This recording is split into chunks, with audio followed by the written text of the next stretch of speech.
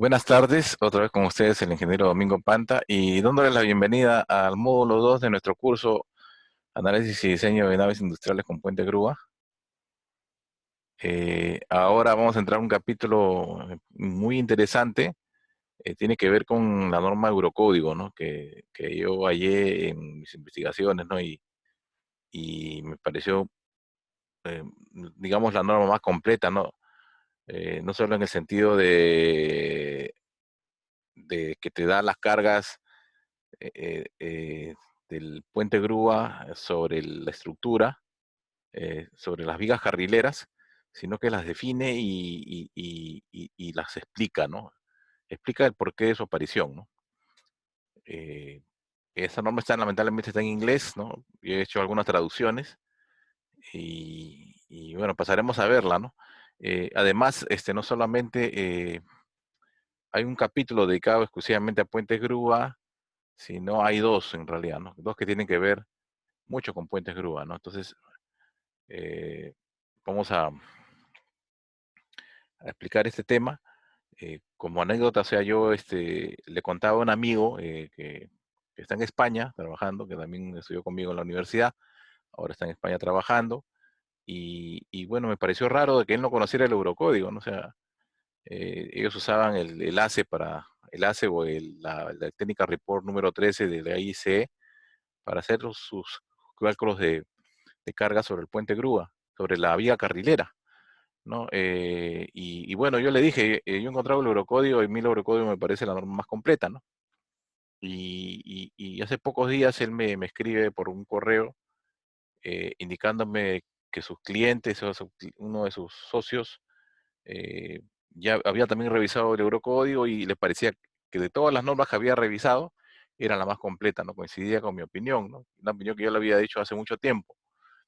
Con un poco la intención de buscar algunos ejemplos de aplicación, porque el tema se complica un poco porque aparecen unas variables que dependen mucho del fabricante del puente grúa, ¿no? Entonces, no es tan sencillo como en una hoja lo explica prácticamente la norma 020, sino esto ya tiene mucho más variables, ¿no? Y esas variables al final te conllevan a unos coeficientes de amplificación dinámica que son usados para cada uno de los casos de carga que existen, ¿no? Y, y una vez hallados esos coeficientes de amplificación dinámica, se procede a armar una especie de combinaciones de carga y un cuadro Excel que es un poquito más complicado que el cuadro que hemos visto nosotros, ¿no? Y ahí nosotros obtenemos las cargas, ¿no? Vamos a fijarnos que las famosas cargas de frenado lateral, y frenado transversal y frenado longitudinal no aparecen por un solo caso, aparecen por varios casos, ¿no? Que se suman, ¿no? Entonces vamos a ver de alguna manera, también tiene su propio código, su propia codificación. Vamos a ver de alguna manera cómo hacemos un paralelo, una comparación con lo que hemos estudiado hasta el momento. Bueno, hacemos un repaso del módulo 3. Vamos a ver definición de cargas móviles de Eurocódigo. En este caso estamos hablando de la carga sobre el puente grúa, ¿no?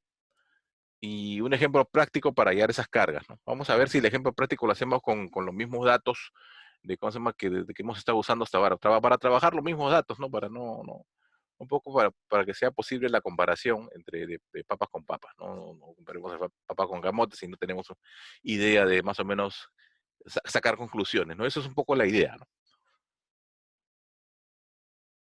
Entonces vamos a iniciar esto de una vez. Eh, es una normativa específica de Europa, ¿no? Ese es el Eurocódigo, ¿no? Y básicamente hay dos normas que son las principales, ¿no? Esa está la EN 1991-3, el Eurocódigo 3, ¿no? Acciones inducidas por grúas y maquinaria. Y el EN 1993-6, estructura de soporte de puente grúa, ¿no? En esas dos normas principalmente vamos a encontrar la información que estamos buscando, ¿no? Si es que ustedes deciden seguir enseñando con Eurocódigo, que bueno, no se los recomiendo porque nosotros tenemos nuestra normativa ISC, la que estamos acostumbrados para diseñar, pueden revisar también esos códigos, ¿no? Hay uno de resistencia, uno de bases de cálculo, otro de abolladura, soldaduras y fatiga, ¿no? El de fatiga me interesa bastante, pero soy sincero, no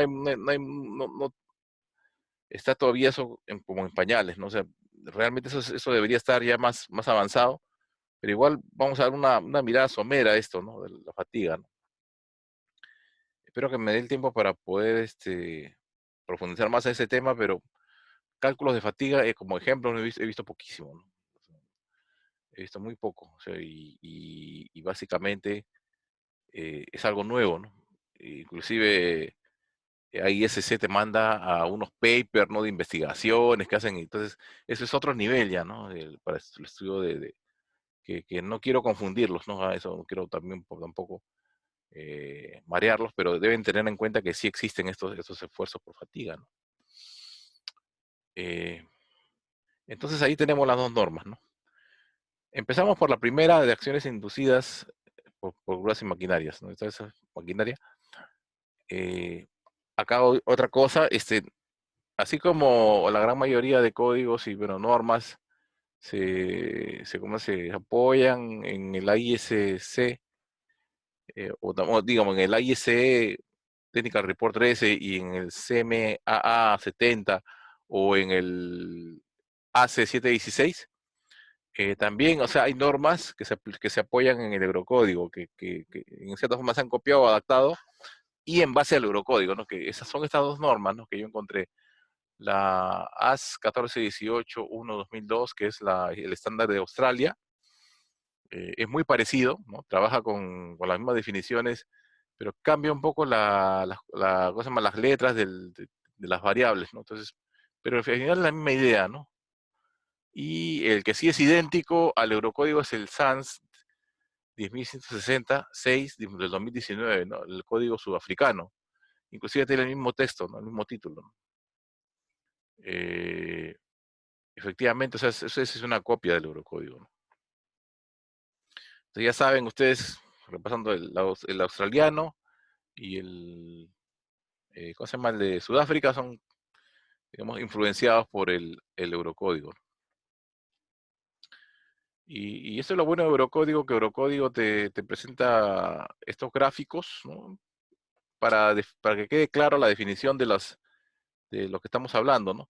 Por ejemplo, acá dice QC, ¿no? Peso propio del puente, grúa, en la viga I, en la rueda IJ, ¿no? El peso propio incluye truley más equipamiento. ¿A qué se refieren estos dos componentes? Quiere decir de que nosotros vamos a hallar cuatro cargas. Si fuera el caso de que nuestro puente grúa tiene cuatro ruedas, van a existir cuatro cargas por peso propio, ¿no? Una carga, dos cargas por viga testera, ¿no?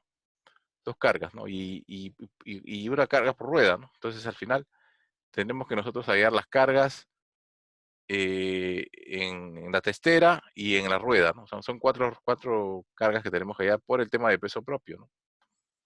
Y acá el gráfico, mire cómo lo engloban, que se refiere a toda esta zona como QC, ¿no? Y eso hace que quede claro a cualquier persona que vea este gráfico que QC es el peso del todo el puente grúa, inclusive con el truley, más a los accesorios, ¿no? Y acá también tenemos el QH, la carga izada, ¿no? Que es esta de acá. En realidad, incluye las cadenas y los elementos de izaje, ¿no? Pero eso es un poco despreciable comparado con las cargas, ¿no? Porque, digamos, estamos hablando de 80 toneladas para levantar y que esos accesorios pesen menos de una tonelada, entonces no le da, ¿no? De repente podemos establecer un porcentaje de error para poder considerar estas cadenas, ¿no? Pero en realidad, o sea, no le aportan mucho el peso de la carga izada, ¿no? Entonces ya tenemos las cargas QC y QH, ¿no? Que sabemos que son las verticales correspondientes tanto al puente grúa como a la carga izada. A esto yo me refiero con el hecho de que Eurocódigo explica, ¿no? Por qué aparecen esas cargas que nosotros llamamos de frenado transversal, ¿no? ¿Cuál es la razón por la cual aparecen esas cargas? ¿Cuál es su módulo y cuál es su dirección, ¿no? Y sentido, ¿no? Pues acá lo vemos claramente, ¿no? En este gráfico que está acá abajo, comencemos con las H transversales, y vamos a definirlas como cargas transversales generadas en la viga I y en la rueda J. O sea, otra vez, tenemos dos vigas carrileras, y en cada viga carrilera tenemos, en cada, digamos, viga testera tenemos dos puntos de apoyo que son las ruedas, ¿no? Entonces, cargas transversales generadas en la viga I y en la rueda J generadas, dice, generadas por el arranque y frenado producido por el puente grúa y la carga cuando está descentrada e inmóvil en la dirección transversal de los carriles. ¿Qué quiere decir? De que cuando este es el puente grúa, ¿no? Digamos que estamos avanzando en una dirección longitudinal, ¿no? Acá. Entonces, si es que el centro de masas no coincide con el centro de cargas, entonces se genera una excentricidad, ¿no? Y esa excentricidad genera un momento, ¿no? Este momento que ven acá ustedes, ¿cómo se llama? El puente grúa va a querer girar para este lado, ¿no? Y cuando suceda eso, el riel va a evitar que gire, ¿no? Entonces, en el riel van a aparecer estas resultantes, ¿no? Que van a contrarrestar este momento. Y por eso tienen esa dirección ese sentido, ¿no? No son las cargas HT, ¿no? Y se forman transversalmente al riel, ¿no? O sea, tú giras para acá y este va a querer girar para el otro lado, ¿no? Para hacer equilibrio, ¿no?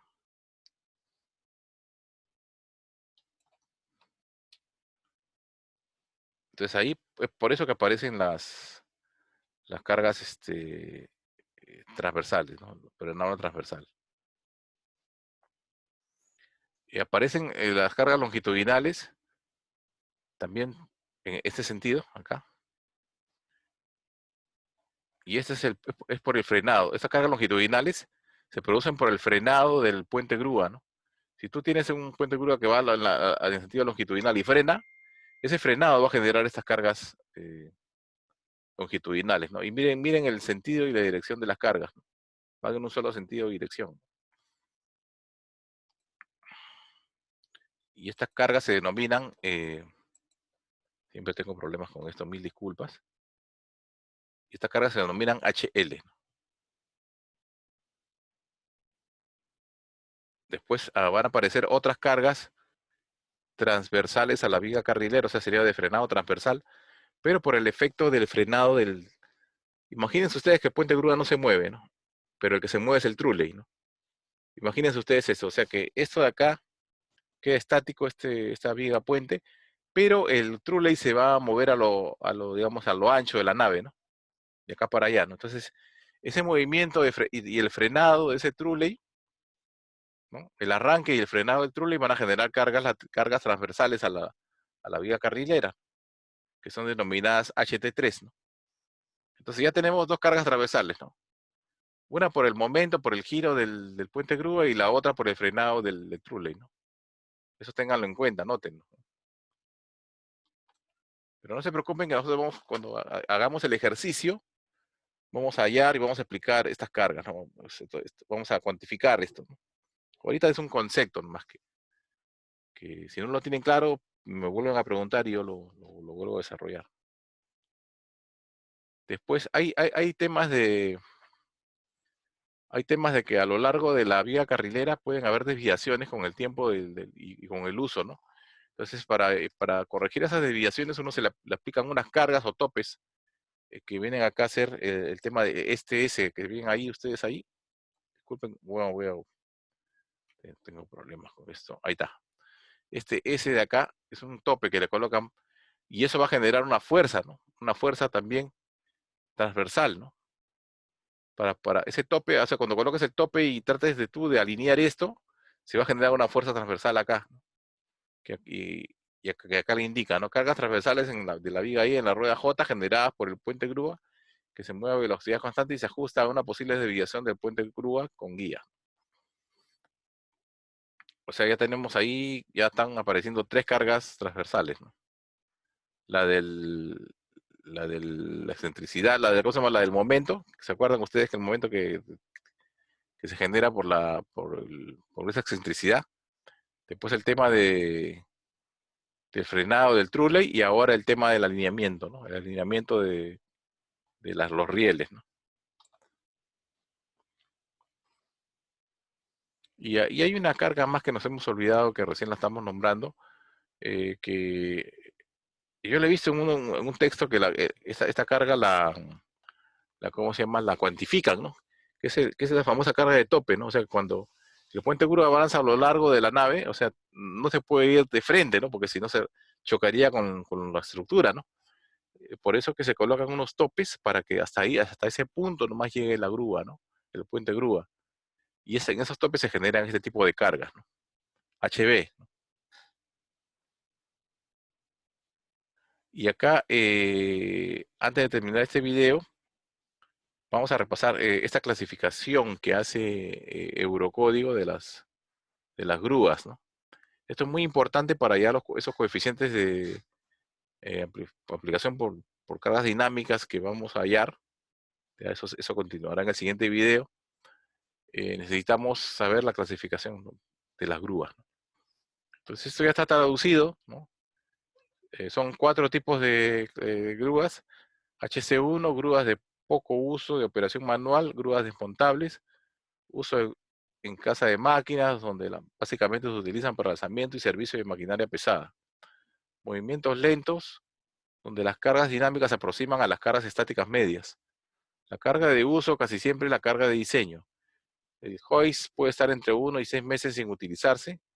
Factor dinámico general, phi entre 1.1 y 1.25. Es importante esta descripción porque con esta descripción podemos nosotros hallar nosotros factores dinámicos, y eso lo multiplicamos después a las cargas, ¿no? Para poder nosotros hacer las combinaciones y poder tener los estados de carga que Eurocódigo define, ¿no? Tipo de grúa HC2, grúas de uso bajo, de utilización en fábricas, talleres y almacenes. Uso para separación en vertederos y chatarrerías.